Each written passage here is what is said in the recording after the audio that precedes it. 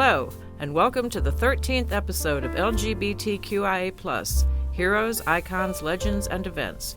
This series of programs covers a wide variety of topics, such as activist Marsha P. Johnson, mathematician and computer scientist Alan Turing, and entertainers Freddie Mercury and Sir Elton John. February is Black History Month. Today, we'll celebrate one of the most famous female entertainers in history, who was also a civil rights activist and a spy during World War II. Today, we'll talk about Josephine Baker. Frida Josephine McDonald was born on June 3, 1906, in St. Louis, Missouri. She was born in a hospital, which was unusual for African American babies at that time.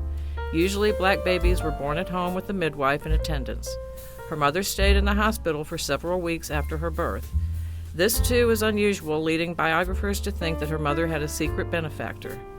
Josephine's parents, Eddie Carson and Carrie McDonald, were street performers who specialized in song and dance. When Josephine was a few months old, they made her part of their act.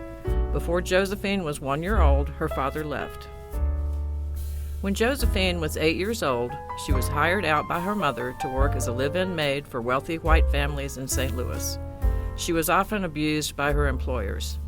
Her mother married Arthur Martin and had 3 more children, Richard, Margaret, and Willie Mae. When Josephine was 12, she dropped out of school. She moved out of her parents' home when she was 13 and supported herself by working as a waitress. Josephine married twice by the time she was 15 years old. She married a man named Willie Wells in 1918 and quit her waitressing job, but the marriage didn't work out and ended in less than a year. She joined a group of street performers called the Jones Family Band, and her first appearance on stage was at the Booker T. Washington Theater in St. Louis. She was introduced to a traveling troupe called the Dixie Steppers. She went on tour with them as a dresser for the troupe's star. While on tour, she met Willie Baker, who worked on the railroad as a Pullman porter, and they married in 1921. After they divorced in 1925, she kept his name. In April 1921, Josephine made her debut with the Dixie Steppers in Philadelphia. One of the chorus girls got injured, so Josephine took her place.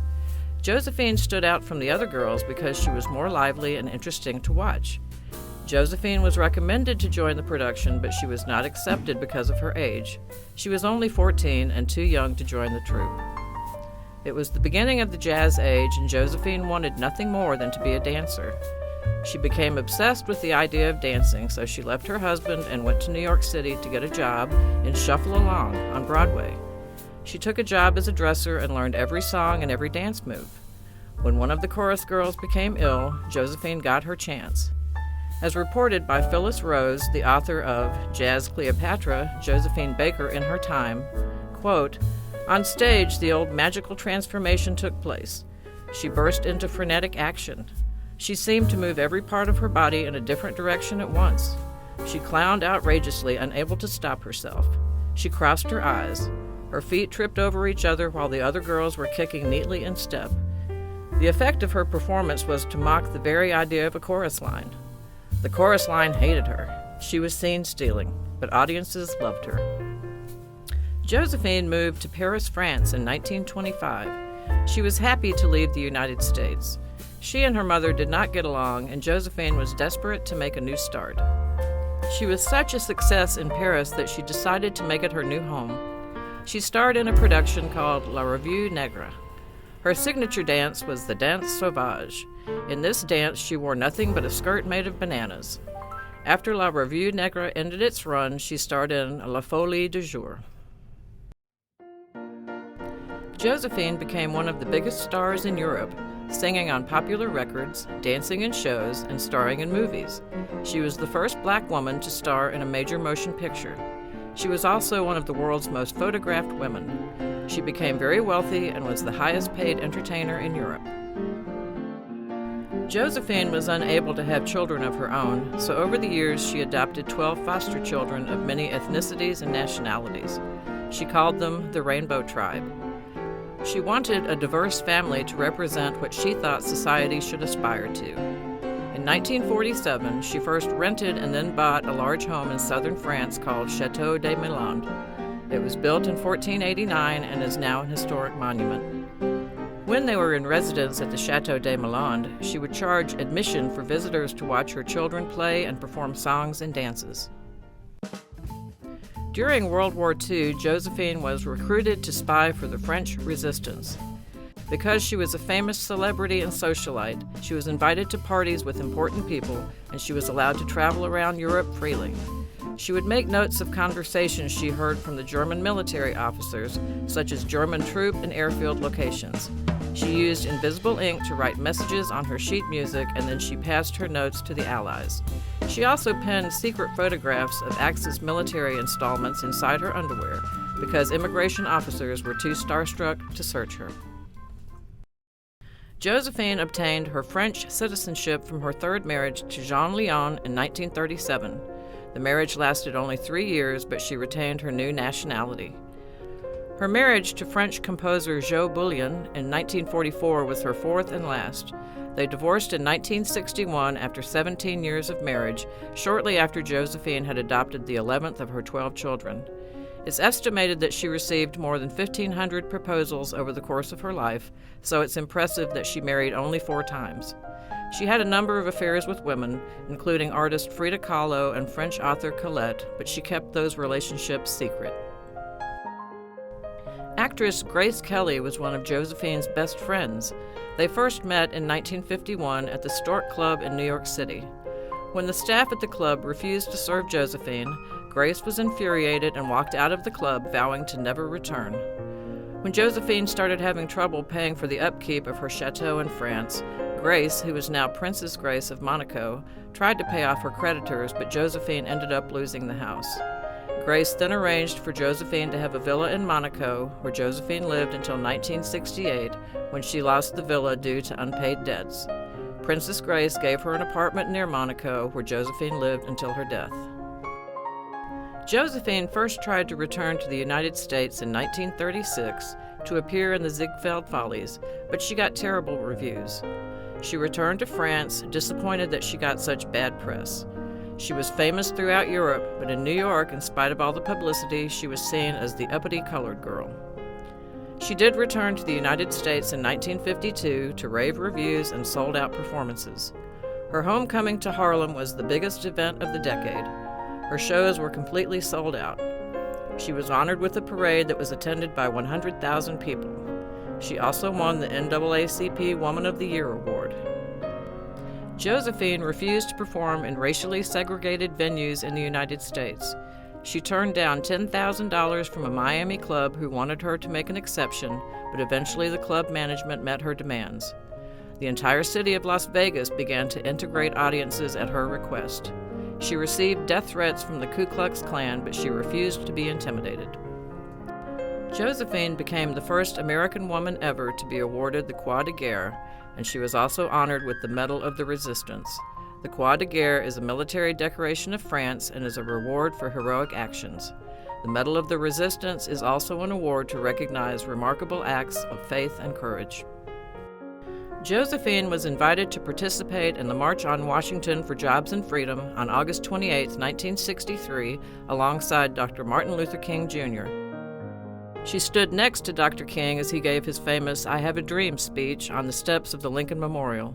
She was the only woman invited to speak at the event. Over 250,000 people took part in the march.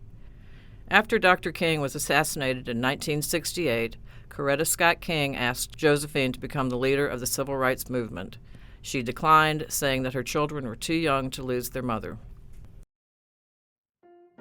In addition to having a large family, Josephine also had a menagerie of unusual pets.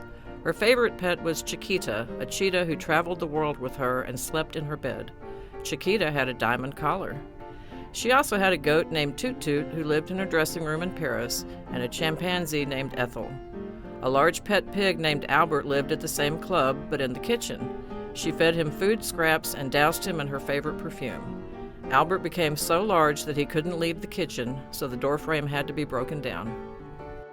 In 1975, Josephine starred in a show in Paris that celebrated her 50 years in show business. The show sold out and was attended by stars such as Mick Jagger, Sophia Loren, Diana Ross, and Liza Minnelli. Sadly, a few days after the show opened, on April 12, 1975, Josephine died of a brain hemorrhage. She was found in her hotel bed surrounded by rave reviews of her last performance. Josephine was 68 years old. She received a full Catholic funeral and full French military honors at a service that was attended by over 20,000 people. She was buried in Monaco. Since her death, Josephine has been recognized for her accomplishments numerous times. Place Josephine Baker in the Montparnasse quarter of Paris was named in her honor. She has also been inducted into the St. Louis Walk of Fame and on March 29, 1995, into the Hall of Famous Missourians. St. Louis's Channing Avenue was renamed Josephine Baker Boulevard, and a wax sculpture of Josephine is on permanent display at the Griot Museum of Black History. Josephine continues to be celebrated in the 21st century. The Piscine Josephine Baker opened in 2006. It's a popular swimming pool on a barge moored to the Bibliothèque François Mitterrand, a library along the banks of the Seine River in Paris. In 2015, Josephine was inducted into the Legacy Walk in Chicago, Illinois. In August 2019, she was one of the honorees inducted into the Rainbow Honor Walk, a walk of fame in San Francisco's Castro neighborhood, which celebrates LGBTQ people who have made significant contributions in their fields. In November 2021, 46 years after her death, Josephine Baker became the first black woman to be interred in the Panthéon Monument in Paris. She joined 75 men and 5 women, including author Émile Zola, scientist Marie Curie, and resistance hero Jean Moulin. Her coffin contains soil from the 3 places she called home: the United States, France, and Monaco. Her body, at the request of her family, remains in Monaco. To know more about Josephine Baker, go to our website, gwinnettepl.org, to check out the following suggested items. 100 Women Who Made History, Remarkable Women Who Shaped Our World, by Stella Caldwell, Claire Hibbert, Andrea Mills, and Rona Skane. Brazen, Rebel Ladies Who Rocked the World, by Penelope Bajou. In Praise of Difficult Women, Life Lessons from 29 Heroines Who Dared to Break the Rules, by Karen Carbo. Jazz Age Josephine, by Jonah Winter. Josephine, by Patricia Ruby Powell. Josephine Baker's Last Dance, by Sherry Jones.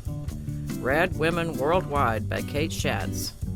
Women Heroes of World War II, 26 Stories of Espionage, Sabotage, Resistance, and Rescue, by Catherine J. Atwood. Also, visit our website's digital resources to discover Canopy, our streaming service. Canopy has a wide selection of films and documentaries about LGBTQIA+ topics. Thank you for watching.